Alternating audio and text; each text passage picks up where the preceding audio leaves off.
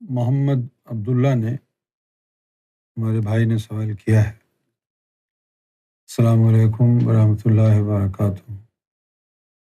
کیا آپ اہل سنت والجماعت کی کتب کو حجت مانتے ہیں؟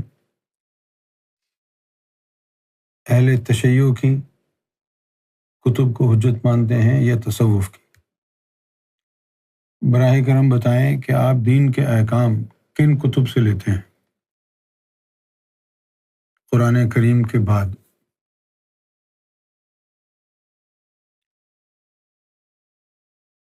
میں یہ سمجھتا ہوں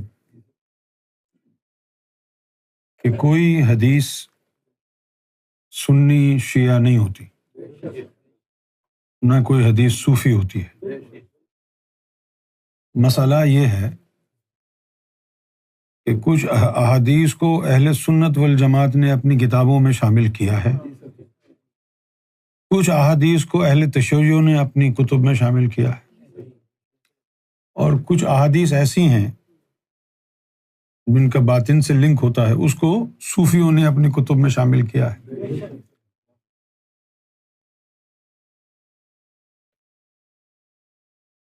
تو اگر کوئی اہل سنت والجماعت کی کتب کو حجت مان لے تو ان احادیث سے محروم رہ جائے گا جو اہل تشیع نے جمع کی ہیں، اہل البیت سے آئی ہیں۔ اور کوئی اگر صرف ان احادیث کو حجت مان لے جو اہل تشیع کی کتب میں ہیں تو وہ شیعہ ان احادیث سے محروم رہ جائے گا جو اہل سنت کی کتب میں ہیں۔ تو جو اہل سنت والجماعت کی کتب میں جو عقائد دین اور احادیث ہیں انہی کو حجت مان لے تو میں سمجھتا ہوں کہ یہ علم کامل نہیں ہوگا۔ اسی طرح اہل تشیع اگر صرف اپنی کتب سے ہی احکام دین لے لیں اور جو سنیوں کی کتابوں میں احادیث موجود ہیں ان کو نہ لیں، کامل وہ بھی نہیں ہوگا۔ تو ہمارا طریقہ کیا ہے؟ اللہ کے رسول کی بات کسی بھی کتاب میں ہو، سنی کی ہو یا شیعہ کی ہو یا صوفی کی، ہم وہ لے لیتے ہیں۔ نہ ہم سنی ہیں نہ ہم شیعہ ہیں، ہم تو امت رسول کا نعرہ لگانے والے ہیں۔ جو اللہ کے رسول کی بات سنی کتب میں ہے ہم وہ بھی لے لیتے ہیں، جو اہل تشیع کی کتب میں ہے وہ بھی رسول اللہ کی باتیں ہیں، ہم وہ بھی لے لیتے ہیں۔ رہ گئی بات احکام دین کی، فقہ کی، تو ظاہر ہے کہ دین کی فقہ اہل بیت سے زیادہ کون جانے گا؟ دین کی جو فقہ ہے، ایک بہت بڑی چال چلی گئی۔ وہ چال کیا تھی؟ کہ امام ابو حنیفہ کے حوالے سے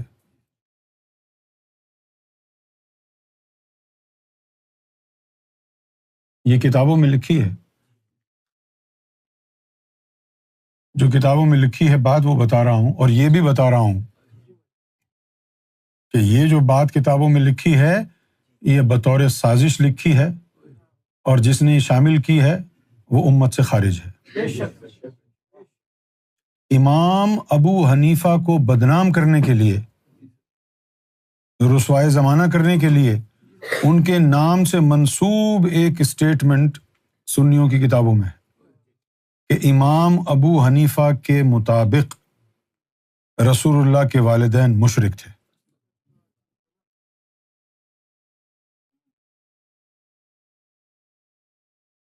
یہ امام ابو حنیفہ کا اسٹیٹمنٹ کیسے ہو سکتا ہے جنہوں نے فیض لیا ہے امام جعفر صادق سے؟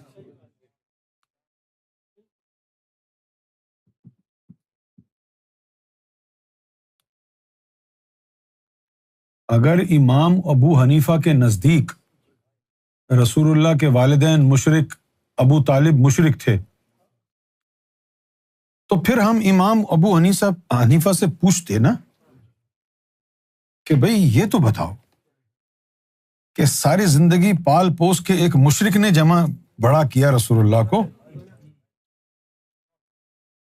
اللہ کی حمیت اور غیرت کو کیسے گوارا ہوا کہ مشرک کعبے میں داخل نہیں ہو سکتا، محمد رسول اللہ مشرک کے گھر پرورش پائے، یہ کیسے ہو سکتا ہے؟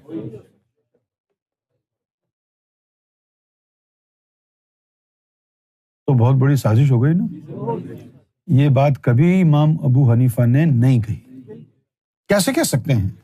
امام ابو حنیفہ ہیں، کوئی سنی شیعہ تھوڑی ہے، ان کا بہت بڑا مقام ہے رسول اللہ کی نظر میں۔ امام ابو حنیفہ رحمۃ اللہ علیہ کا کوئی شریعت والے امام تھوڑی تھے، جس نے 99 مرتبہ اللہ کا خواب میں دیدار کیا ہو وہ ایسی اوچھی بات کہہ سکتا ہے؟ لیکن آج کے جو شیعہ سنی وہابی دیوبندی ہیں، ان کی تعلیم کا، علم کا دار و مدار کتابیں ہیں، کتابوں میں جو کچھ لکھا ہے اس کے مطابق ایک دوسرے کے اوپر قدغن لگاتے رہتے ہیں، فتویٰ بازی کرتے رہتے ہیں۔ ان کے مدرسے تو فتووں کی فیکٹریز ہیں، ایک ایک مشین ان کے یہاں ایسی ہے 1 منٹ میں 1000 فتوے نکال کے پھینکتی ہے۔ فتویٰ لگانے سے پہلے ان کو تحقیق کرنے کی بھی ضرورت نہیں ہے، دین کا بیڑا غرق کرنے والے یہی ہیں۔ اب محمد عبداللہ آپ سے میں یہ بات کہوں گا، علامہ اقبال رحمۃ اللہ علیہ نے فرمایا ہے، بمصطفیٰ برسا خویش را کے دیں ہماؤست، اگر بہو نہ رسیدی تمام بو لہبیست۔ کہ تو مصطفیٰ صلی اللہ علیہ وسلم تک رسائی حاصل کر لے، کیوں کہ ذات مصطفیٰ ہی دین اسلام ہے۔ اگر بہو نہ رسیدی، اگر رسول اللہ تک تو رسائی حاصل نہ کر پایا، تیرے تمام اعمال بو لہب جیسے ہیں۔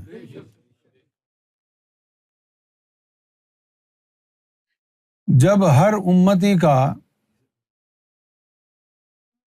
مقصد حیات رسول اللہ تک رسائی ہے، تو جس کی رسائی رسول اللہ سے ہو گئی، اس کو رسول اللہ کے علاوہ کسی اور سے احکام دین لینے کی کیا ضرورت ہے؟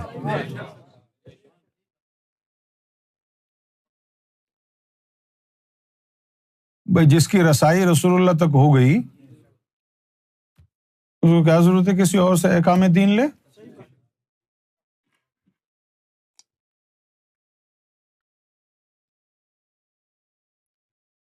جو یہ امام ابو حنیفہ پر یہ جو بہتان لگایا ہے، یہ بہت بڑی سازش ہے، اور جتنے بھی لوگ ہم کو سنتے ہیں، فالو کرتے ہیں، میں ان تمام سے درخواست کروں گا کہ اپنی معلومات درست کر لیں امام ابو حنیفہ کے بارے میں۔ امام ابو حنیفہ امام جعفر صادق کے شاگرد تھے،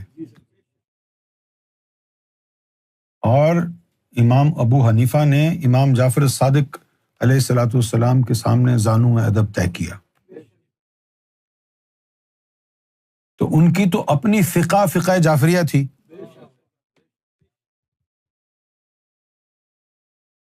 لیکن ان کے شاگردوں میں کچھ ایسے حاسدین تھے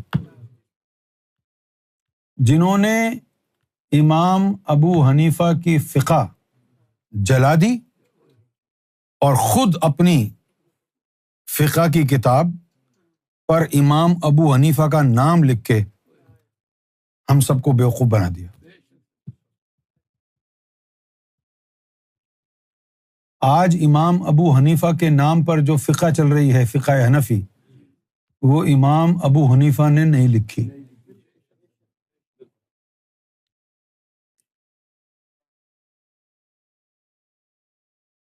یار بنو امیہ کے جو مولوی تھے، انہوں نے تو امام احمد بن حنبل کو نہیں چھوڑا۔ امام احمد بن حنبل کو کہتے تھے یہ رافضی ہیں، یہ مولا علی کی تعریف کرتے ہیں، ان کے اوپر یہ فتوے لگائے انہوں نے، امام احمد بن حنبل پر۔ کہ یہ رافضی ہیں.